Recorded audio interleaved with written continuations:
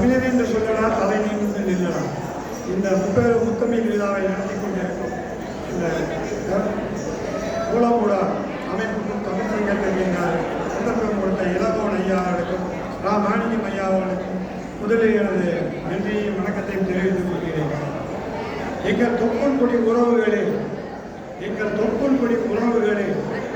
பாரதியார் விழாவையும் ராஜேந்திர சோழன் விழாவையும் ஒன்று கூட்டி முத்தமிழ் விழாவாக இங்கு நடந்து கொண்டிருக்கிற இந்த விழாவில் நான் ஒரு இயன்முறை மருந்தில்லாத மருத்துவத்தை பயிற்சி சிகிச்சை அதன் மூலம் நாம் உடலை நாம் ஆரோக்கியமாக பேணி காப்பதை பற்றி சில வரிகளை உங்களுக்கும் பகிர்ந்து கொள்வதில் நான் மற்றற்ற மகிழ்ச்சி அடைகிறேன்.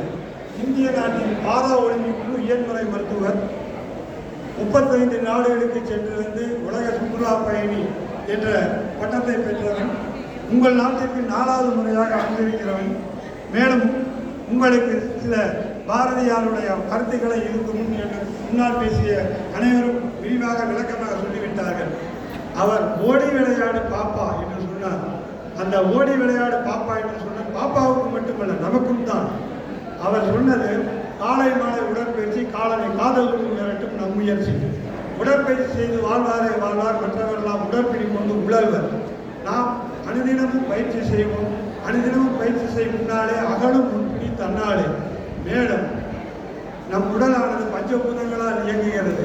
சுத்த காற்றை சுவாசி, நுரையீரலுக்கு பிரீத்திங் எக்ஸசைஸ், சத்தான உணவை நேசி, கலோரி டயட். அடுத்ததாக பார்த்தால் உங்கள் உடல் உழைப்பு கொடுங்கள். உடல் உழைப்புக்கு ஏற்றபடி ஓய்வு எடுங்கள். போதிய அளவு நீர் பருகுங்கள். 2 லிட்டர் 3 லிட்டர்லாம் வேண்டாம். உங்களுக்கு எவ்வளோ தேவை, எப்போ தேவைப்படுதோ அப்போல்லாம் நீர் பருகுங்கள். இதை செய்து வந்தாலே நாம் நலமாக நீடூழி வாழலாம். அவை மூதாட்டி ஆண்டு உலகின் பெண் முதல் மருத்துவர் அவர் அழகாக சொன்னார். ஆத்திசூடியில் அறம் செய்ய வேண்டும் என்றும் சொல்லவில்லை. அறிந்தறிந்து மாநிலராய் பிறத்தல் அறிந்து அதனினும் அறிந்து கூண் கொண்டு பேடு நீங்கி பிறத்தல் அறிந்து என்று சொன்னார்.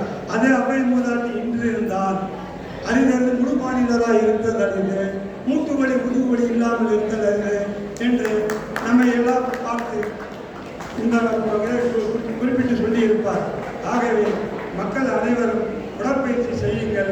உடற்பயிற்சியின் அவசியத்தை எனக்கு முன்னால் பேசியவர்கள் எவ்வளோ சொல்லியிருக்கிறார்கள். இருந்தாலும் ஒரு இயன்முறை மருத்துவன் என்ற முறையில் உங்கள் அனைவரையும் வேண்டி விரும்பி அன்புடன் கேட்டுக்கொள்கிறேன். இந்த வாய்ப்பளித்த இந்த மக்களுக்கு, இந்த மன்றத்தின் உறுப்பினர் அனைவருக்கும் நன்றி பாராட்டி விடைபெறுகிறேன்.